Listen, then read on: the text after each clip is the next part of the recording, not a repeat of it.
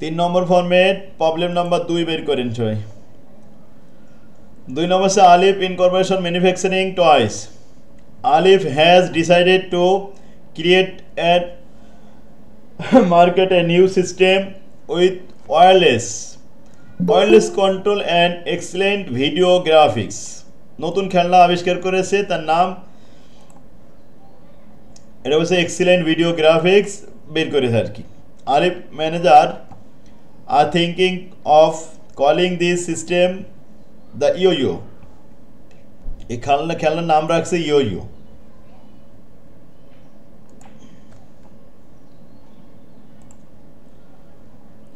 on past experience they expect আশা করছে the total life cycle of the yo-yo to be 4 years মার্কেটে এটা 4 বছর establish থাকবে এরপরে মার্কেট থেকে বিলীন হয়ে যাবে with the design was question taking about a year আচ্ছা এখন 4 বছর সময় মানে 4 বছর আর কি লাইফ সাইকেল থাকবে বাজারে এরপর নতুন আবার আপডেট ভালো সিস্টেমে আবার যখন খেলনা চলে আসবে তখন এই খেলনাটা মাইর খাবে এটা তখন মার্কেট আউট হয়ে যাবে they bought the following cost for the yo-yo প্রথমে ইয়ার ফার্স্ট প্রথম বছর রিসার্চ অ্যান্ড ডেভেলপমেন্ট কস্ট 59,31,000 টাকা আর ডিজাইন কস্ট 5,85,000 টাকা এরপরে ডিজাইন করতে আর রিসার্চ অ্যান্ড ডেভেলপমেন্ট এগুলো করতেই 1 বছর চলে গেছে আউটপুট হয়েছে প্রোডাকশন হয়েছে দ্বিতীয় বছর থেকে 4 বছর পর্যন্ত মানে 3 বছর আর কি মার্কেটিং ছিল প্রোডাক্টটা প্রোডাকশন 31,04,000 টাকা ভেরিয়েবল কস্ট 20 টাকা per unit marketing and distribution cost 20,02,000 টাকা 5 টাকা পার ইউনিট ভেরিয়েবল আছে আর কাস্টমার সার্ভিস এটা ওয়ারেন্টি কস্ট ফিক্সড আছে 16,10,000 টাকা তাহলে ভেরিয়েবল পেলাম 25 টাকা পার ইউনিট প্রস্ত ইনফরমেশন শেষ এখন রিকোয়ারমেন্ট শুরু সাপোজ দ্যাট ধরে নেও যে the manager at Alif price enterprise the yo-yo toy at 110 টাকা পার ইউনিট ধরে নেন যে সে বিক্রি করবে পার ইউনিট 110 টাকা তাহলে how many unit do they need to sell a break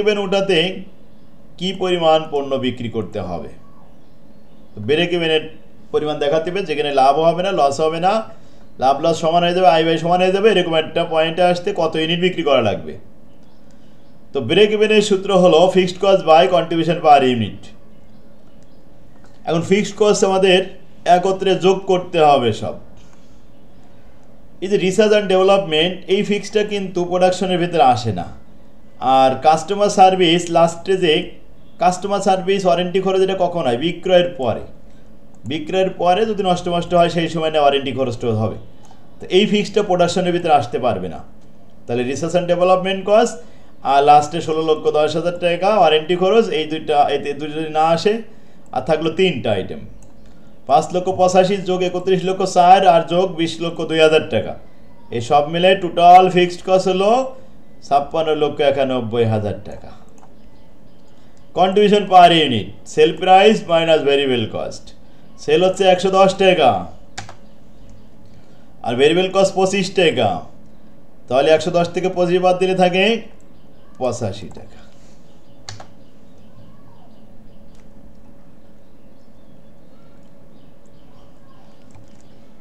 আর 85 টাকাতে ভাগ করলাম 56,91,000 ভাগ করলে কত আসে 66,953 ইউনিট এই হলো আমাদের break even unit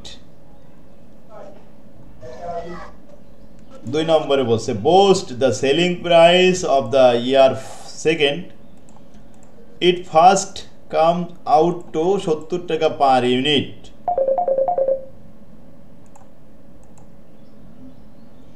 at this price they expect to sell 90,000 unit year second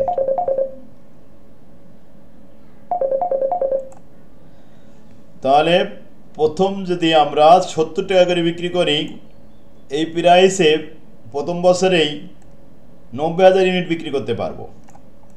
R third year fourth year মিলে in year third and fourth, third ইয়ারে প্রাইস কমায়ে দ্য প্রাইস টু 40 টাকা per unit.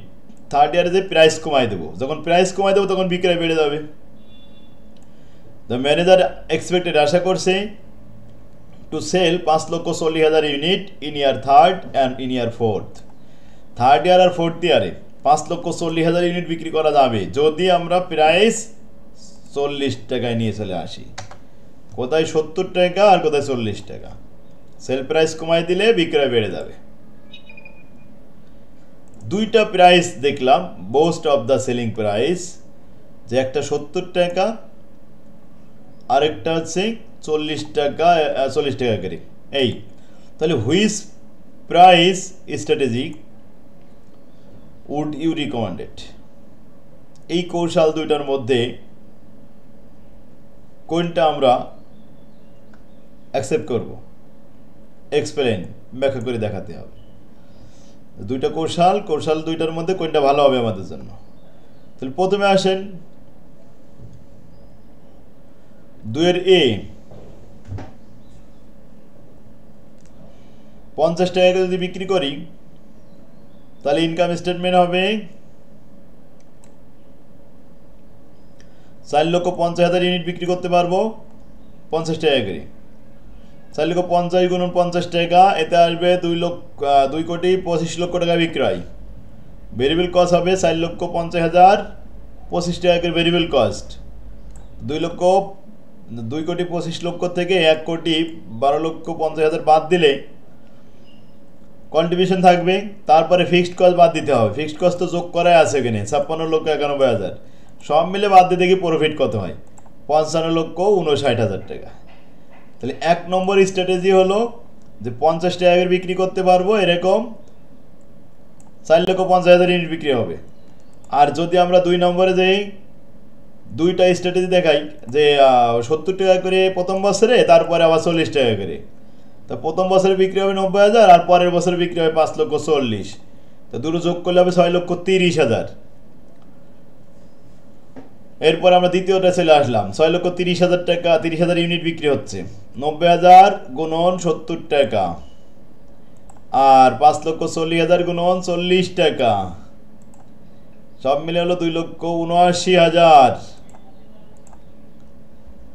Less variable cost 6,30,000 unit গুণন 25 টাকা। 6,30,000 কোথা থেকে আসলো? ওই 90,000 আর এই 5,40,000। 6,30,000 গুণন 25 টাকা, ফিক্সড কস্ট 56,91,000 টাকা, আর মাইনাস করলে 64,59,000। এই যে অপারেটিং ইনকাম। দ্বিতীয় কৌশলটা যদি আমরা অনুসরণ করি তাহলে আমাদের লাভ হবে 64,59,000, আর প্রথম কৌশলটা অনুসরণ করলে লাভ হবে 55,59,000। তাহলে দ্বিতীয়টাই ভালো, বেশি লাভ হচ্ছে। প্রথমে 70 টাকা করে, পরে আবার দাম কমাই দিয়ে 40 টাকা বিক্রি করলাম, এতে আমাদের লাভটা বেশি হয়েছে। তাহলে we should recommend the strategy option 2, 2 এর বি আমাদের জন্য এই কৌশলটা ভালো, because their operating income is higher than option 2 এর এ। 2 এর থেকে 2 এর বি ভালো। বুঝতে পারছেন?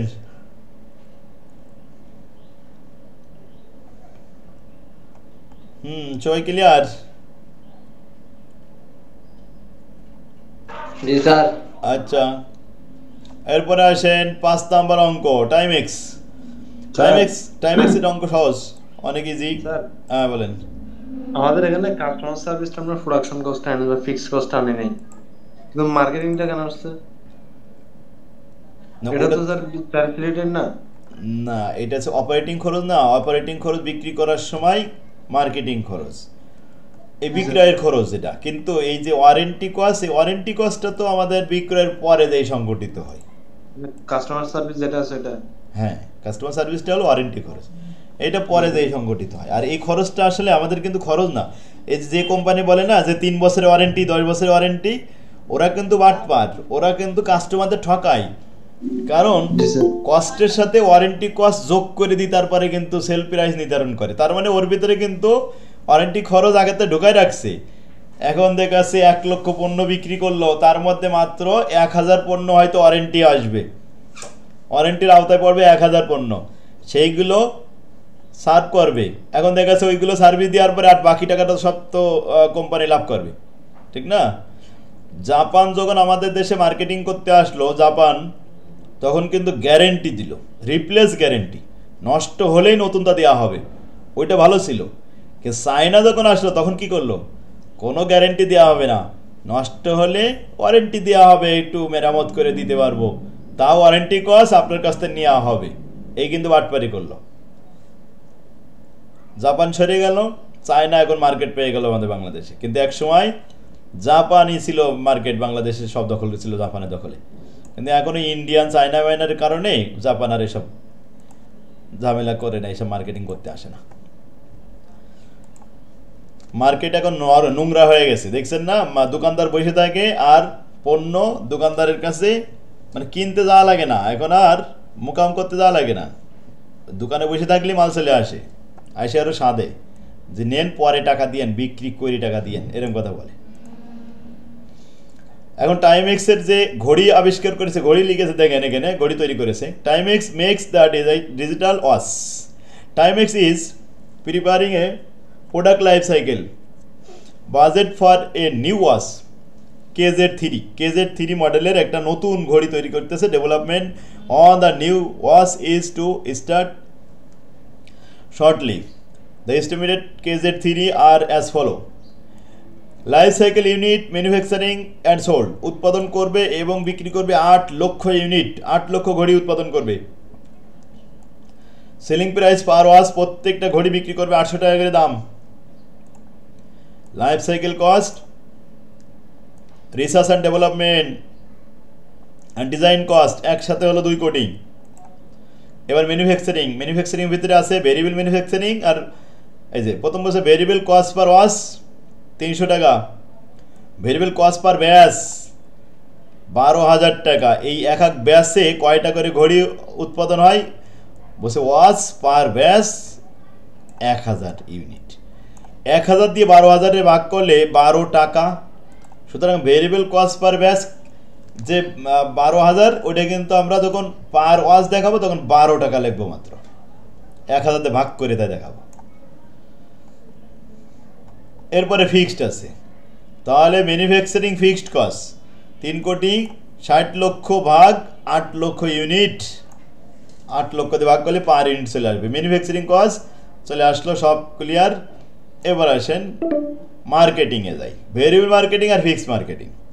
ভেরিয়েবল মার্কেটিং প্রতি ইউনিট 64 টাকা, আর ফিক্সড মার্কেটিং 20 লাখ, এটাকে ভাগ করবো 8 লক্ষ ইউনিট দ্বারা। ভেরিয়েবল কস্ট পার ব্যাচ দেখেন, ডিস্ট্রিবিউশন খরচ বলছে ভেরিয়েবল কস্ট পার ব্যাচ 560 টাকা ব্যয় করলে এক ব্যাচে কত ইউনিট ডিস্ট্রিবিউশন করা যায়? বলে ওয়াচ পার ব্যাচ 320টে ঘড়ি একটা কার্টুনে নিয়ে ডিস্ট্রিবিউশন করা হয়, ওই কার্টুনকে বলা আছে ব্যাচ। তাহলে এক ব্যাচে 320টে ঘড়ি থাকে, 320টে ঘড়ির জন্য ব্যয় হলো 560 টাকা। একটা ঘড়ির ব্যয় কত? 560 320 ভাগ করবেন, বাস ফিক্সড 1,44,00,000। এটাকে ভাগ করতে হবে 8 লক্ষ ইউনিট দিয়ে। Customer service cost per watch, customer service per watch 30 টাকা। Ignore time value of money, time value of মানির কোনো ব্যাপার এখানে নেই, কোনো কাজ নেই, এইটুক কাজ। এখন আমরা লাইফ সাইকেল ইনকাম স্টেটমেন্ট দেখাবো।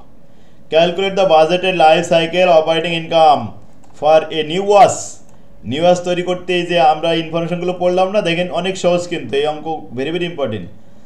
লাইফ সাইকেল রেভিনিউ, বিক্রি করবো আমরা 8 লক্ষ ইউনিট, কিন্তু এক ইউনিট, একটা ইউনিটের জন্য দেখাচ্ছি একটা ঘড়ির দাম কত? 800 টাকা।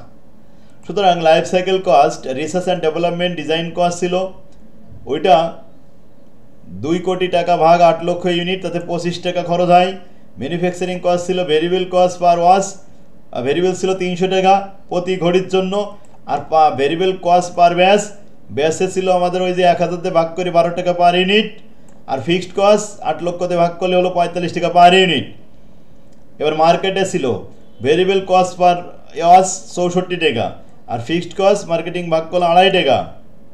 ডিস্ট্রিবিউশন কস্ট, ভেরিয়েবল কস্ট, এখন ভেরিয়েবল পার ওয়াশ 560কে 320 দিয়ে ভাগ করলাম, আর ফিক্সড কস্ট 1,44 লক্ষকে ভাগ করলাম, আর customer service cost per wash 30 টাকা। এই এখন এই হচ্ছে আমাদের টোটাল ব্যয়। টোটাল ব্যয় হয়েছে 498 টাকা 25 পয়সা, মাইনাস করলাম 800 টাকা থেকে, থাকলো 301 টাকা 75 পয়সা। লাইফ সাইকেল অপারেটিং ইনকাম 301 টাকা 75 পয়সা, শেষ।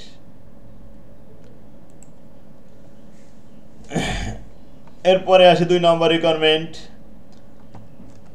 What percentage of the budgeted total product life cycle cost will be increased by end of the research and development and design stage? Percentage দেখাতে হবে budgeted total production life cycle cost। তো research and development কস্টকে total cost দিয়ে ভাগ করলে কত percentage দেখাতে হবে রিসার্চ অ্যান্ড ডেভেলপমেন্ট কস্টকে। তো 25 টাকা হয়েছিল রিসার্চ অ্যান্ড ডেভেলপমেন্ট কস্ট, আর আমাদের টোটাল ব্যয় হয়েছিল এদিকে 498 টাকা 25 পয়সা। তো ভাগ করে 100 দিয়ে গুণ করলে কত পার্সেন্ট? রিসার্চ ডেভেলপমেন্টের অংশ 5.02%। স্যার আরেকবার বলবেন স্যার।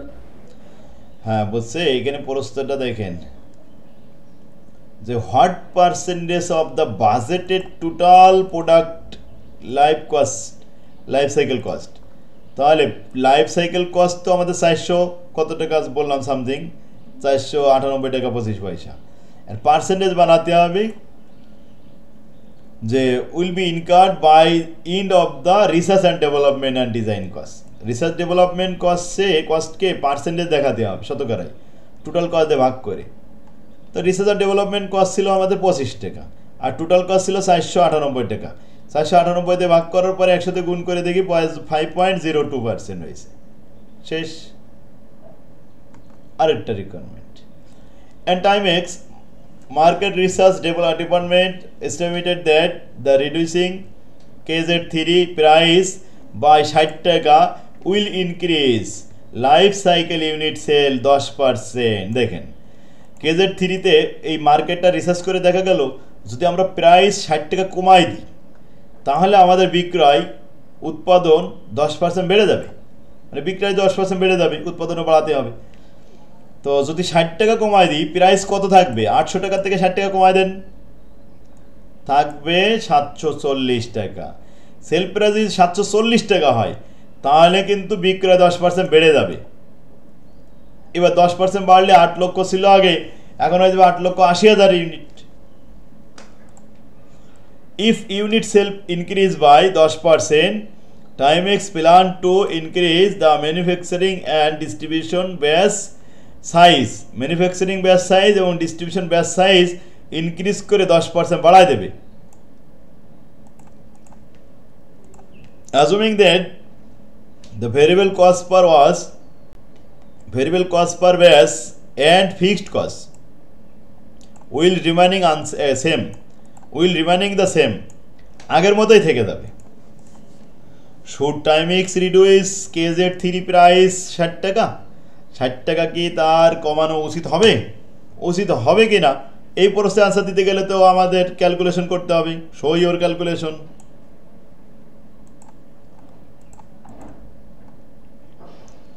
তাহলে আমরা 8,80,000 পেলাম কোথায়? ওই যে 10% বেড়ে গেছে বিক্রয়। প্রথম ডিজাইন কস্টকে আমরা 2 কোটিকে ভাগ করলাম 8,80,000 দিয়ে। ভেরিয়েবল কস্ট পার ওয়াশ, তাহলে এখানে ভেরিয়েবল কস্ট পার ওয়াশটা দেওয়া ছিল প্রশ্নে, ভেরিয়েবল ব্যাস পার ওয়াশ। এখন ব্যাসে ছিল 1000, সেখানে 10% বেড়ে 1100 হয়ে গেছে। তাহলে রেট কমে গেল। ফিক্সড কস্ট 8,80,000 হয়ে গেছে এখন। ভেরিয়েবল কস্ট পার ওয়াশ 64 টাকা, ফিক্সড কস্ট 20 লক্ষকে 8,80,000 দিয়ে ভাগ করলাম। Fixed cost distribution, variable distribution 560কে 352 তে ভাগ করেছি।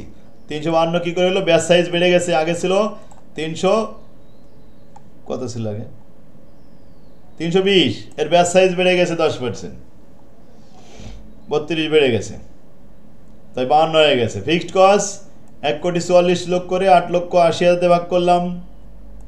এরপরে কাস্টমার সার্ভিস দেওয়ার সে যেটা বাস ওকে, টোটাল কস্ট দেখালাম, টোটাল কস্ট এবার বাদ দিলাম সেল থেকে, তাতে 251 টাকা 23 পয়সা লাভ।